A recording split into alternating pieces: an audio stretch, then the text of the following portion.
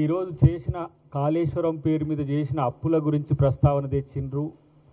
ముఖ్యమంత్రి గారి మీద ఏ విధంగా దుష్ప్రచారం చేస్తుండ్రో దృష్టికి తీసుకొచ్చిండ్రు. తర్వాత లక్షల కోట్లు పెట్టిన ప్రాజెక్టులకు సంబంధించిన ఫలితాల గురించి వారు చర్చ పెట్టిండ్రు. దీని మీదకి ఈ చర్చకు కేసీఆర్, కేటీఆర్, హరీష్ రావు వస్తాడని మనం అనుకోము. ఎందుకంటే వాళ్ళు మొండిగా అదే పనిగా అబద్ధాలను ప్రచారం చేయడానికి సిద్ధపడ్డారు. ఒకడు అంటాడు కాళేశ్వరం కింద ఎవరో బాంబు పెట్టిండ్రు అని అంటాడు. బాంబు పెట్టి ప్రభుత్వాన్ని కూల్చడానికి కుట్ర చేసిండ్రు అని అంటాడు. మరి మేమంటున్నాము అప్పుడు మీరేం బీకిండ్రు అంటున్నాం. మీదే ప్రభుత్వం ఉన్నది కదా. మరి ప్రభుత్వం ఉన్నప్పుడు ఎవడో బాంబు మమ్మల్ని ఏమో పోయిన రానమైన ఎప్పుడన్నా మీరు ఏది కనీసం ఒక్కొక్కరిని అమెరికాల నుంచి తీసుకొచ్చి హెలికాప్టర్లో తీసుకుపోయి ఆడ దించింది. కానీ తెలంగాణలో సొంత జిల్లా మంత్రి గారిని ఆ బ్రిడ్జి మీదకి ఎక్కించిన ఈ దగులుబాచిగాడే. నేను అంటున్నా ఈరోజు నిజంగా చిత్తశుద్ధి ఉంటే కాళేశ్వరం మీద చర్చకు రావడానికి సిద్ధమా?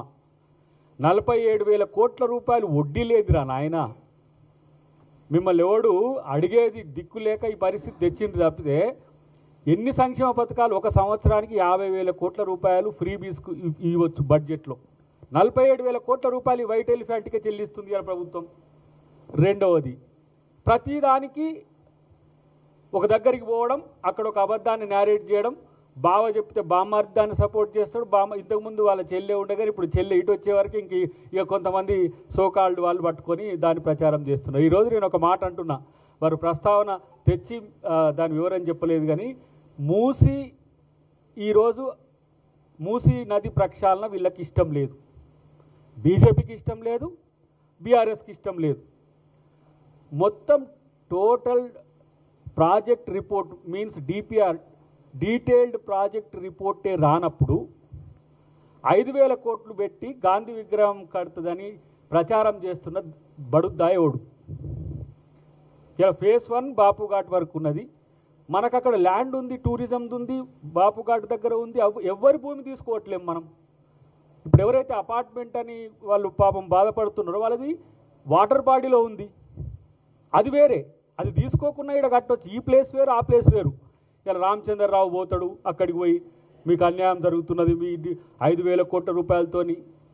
కోట్ల రూపాయలు దోచే సంస్కృతి ఉన్నది కాబట్టి కాళేశ్వరంలో ఇట్లా కోట్ల రూపాయలు దోచుకున్నట్టు ఇలా కాంగ్రెస్ ప్రభుత్వం అట్లా చేస్తుందనే ఆలోచనతో ఉన్నారు. మొత్తం ఎక్కడి నుంచి 2 గండిపేట హిమాయత్ సాగర్ నుంచి గట్కేసర్ దాటేంత వరకు ఉన్న ఆ స్ట్రెచ్లో ఎంత ఖర్చు పెడితే మనం కట్టొచ్చో అనేది ఇంకా రిపోర్టే కన్సార్షియం వాళ్ళు ఇవ్వలే. అలాంటప్పుడు బాపుఘాట్కి 5,000 కోట్లు పెడుతున్నదని చెప్పిన దగులుబాచేవాడు వాడిని రమ్మనండి. రెండవది, ఈరోజు మీరు మాట్లాడుతున్నట్టుగా కంపెన్సేషన్ అనే అంశంలో వాళ్ళు 2012 నుంచి ఈ వాటర్ బాడీస్తో పాటు 6 కాన్సిక్యూటివ్ మీటింగ్లు పెట్టిండ్రు. 6 మీటింగ్లలో మినిట్స్ ఏమున్నది అని అంటే ఒక 10,000 కోట్ల రూపాయలు రిహాబిటేషన్ కొరకు వాళ్ళకి వెచ్చించాలని మీరే రాసిండ్రు. అప్పుడు ఎవరి సోకాల్డ్ తొక్క కేటీఆర్ఏ మంత్రి ఆ రోజు. మరి మీరు 6 మీటింగ్లలో దీన్ని ప్రక్షాళన కొరకు R&R ప్యాకేజ్ ఎట్లా పెట్టిండ్రు? R&R ప్యాకేజ్ను మీరు పెట్టిన దాన్ని కంటిన్యూ చేస్తామంటున్నాం కదా, ఇంకా అది మొదలే కాలేదు కదా. దీని ప్రచారం బీఆర్ఎస్ వాళ్ళు ఒకరోజు పోతారు, బీజేపీ వాళ్ళు ఒకరోజు పోతారు. ఒకరోజు మూసీలో పన్నెరంటే ఎంత 3 గంటలు 2 గంటలు 11 గంటల వరకు ముచ్చట్లు పెట్టుకొని 3 గంటలకు లేచిపోయిందట. కాబట్టి ఇలా ముఖ్యమంత్రి గారు ప్రిస్టేజియస్గా నేను చెప్పినగా నదీ జీవనం అనేది ప్రపంచ జీవనం. నది పక్కన ఉండేది, నది పక్కన ఉండేటోళ్ళని ఎవరు పక్కన పెడుతున్నారు? మంచి నీటినిద్దాము, మంచి మూసీని ప్రక్షాళన చేద్దామంటే మూసీ రిజర్వేషన్ వద్దు. ఇక మా ముఖ్యమంత్రి గారు చెప్పినట్టు సబర్మతి చేసుకోవచ్చు, లేకపోతే వాళ్ళు యమునా చేసుకోవచ్చు, ఇంకెక్కడైనా చేసుకోవచ్చు. ది గ్రేటెస్ట్ సిటీస్ బిల్ట్ అయినే నదుల పక్కన. ఈరోజు మీరు న్యూయార్క్ చూడండి, లేకపోతే థేమ్స్ నది పక్కన ఉన్న ఏదైతే లండన్ నది చూడండి, ఇట్లా ఎక్కడైనా సరే ఈరోజు మురికి కాలువలా ఉన్న మూసీని గడుపుకుంటామనేసరికి ఈ నాయకులకు ఇదొక సమస్య వచ్చిన పరిస్థితి. కాబట్టి ప్రజలకు మేము చెప్పేది ఒకటే, ఎవరి భూమి అక్రమంగా లాక్కోవడానికి అవకాశం లేదు. 11,000 పైచీలకు నిర్వాసితులు ఉంటారు, వాళ్ళకి కంపెన్సేషన్ ఇస్తాం. బాపు ఘాట్ కట్టేది టూరిజంకు సంబంధించిన భూమిలనే కానీ ఎవరి ఇండ్లు కూలగొట్టి కాదు. ఇది ప్రచారం చేస్తున్నారు, ఇది తప్పుడు ప్రచారం చేస్తున్నారు. కాబట్టి ఇలాంటి వాటిని నమ్మకండి. ముఖ్యంగా బీజేపీకి బీఆర్ఎస్కు కేవలం ఇది కడితే ముఖ్యమంత్రి గారికి పేరు వస్తుందనే ఉద్దేశంతో చేస్తున్న పరిస్థితి. ఇక చివరగా ఒక్క అంశం చెప్పి నేను ముగిస్తా. లక్ష్మణన్న గారికి ఏంటంటే కొంచెం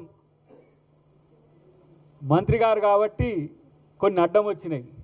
నిజంగా చెప్పాలంటే కాళేశ్వరం లాంటి అవినీతి చేసినోన్ని నడి బజార్లో ఉది తీస్తారు. ఇట్లాంటి అవినీతి చేస్తే బద్మాషుల్లాగా మాట్లాడుతున్నారు. ప్రజల సొమ్ము దోచుకున్నప్పుడు ఉండొద్దు ఈ సోవి. పేద ప్రజల నోటికాడి సొమ్ము ఇవాళ మేము ఇలా ఎడికి పోయేస్తున్నాం.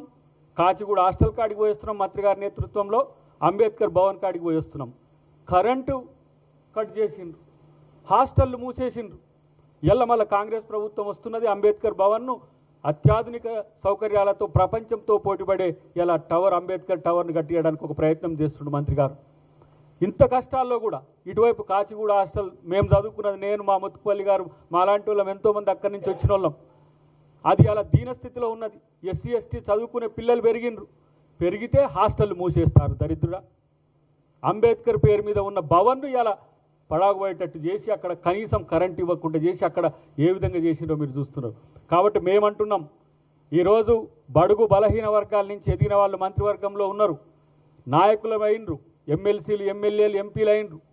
మేమందరం మీ యొక్క అవినీతిని అక్రమాలను చూసి ఈరోజు మా ముఖ్యమంత్రి గారిని అంటుంటే కూడా ఇలా కామ్గా ఉండాల్సి వస్తుంది. ఎందుకంటే ప్రజాపాలన సజావుగా ఉండాలంటే ఈ దరిద్రులతను పెట్టుకోవద్దని. ఇలా ఈ వేదిక మీద ఉన్న ఎవరైనా కేటీఆర్ భాషనో లేకపోతే హరీష్ రావు భాషనో కేసీఆర్ భాషనో మాట్లాడలేక కాదు కదా. అవినీతి చేసి ఈరోజు ప్రజలు మిమ్మల్ని ఏ విధంగా నేలకేసి బండకేసి కొట్టిండ్రో ఆ విధంగా మీరు ఎలా కేవలం ప్రజా సమస్యలు చర్చకు తీసుకురండి. కానీ అబద్ధాలను ఎందుకు ప్రచారం చేస్తున్నారు? 5,000 కోట్లు గాంధీ అని చెప్పి 5,000 కోట్ల విగ్రహం కడతానికి, ఇప్పుడు గాంధీ విగ్రహం కడతానికి కాంగ్రెస్ ప్రభుత్వం అవినీతి చేస్తుందట. 5 లక్షల కోట్లతో కడుతుందని చెప్పిండట. కాబట్టి ఇలాంటి అబద్ధాలు మానేయండి. మీ అవినీతి చిట్టా భవిష్యత్తులో ఇవన్నీ టీజర్లే. నన్ను అడిగితే ఒక ఆయన అన్నాడు, వీళ్ళు ఎందుకు సార్ బయట తిరుగుతున్నారు, ఇంకా ఇట్లాంటి అవినీతి అక్రమాలు చేసిన లెక్కను జైల్లో ఉండాలి కదా అని అంటే, మా ముఖ్యమంత్రికి ఏమో కొంచెం ఉదారత ఎక్కువ.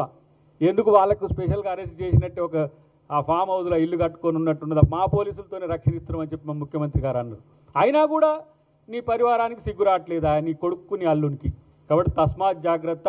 అబద్ధాలను ప్రచారం చేస్తే, అదే పనిగా ప్రచారం చేస్తే తగిన మూల్యం ఉంటుందని చెప్పి హెచ్చరిస్తున్నాం.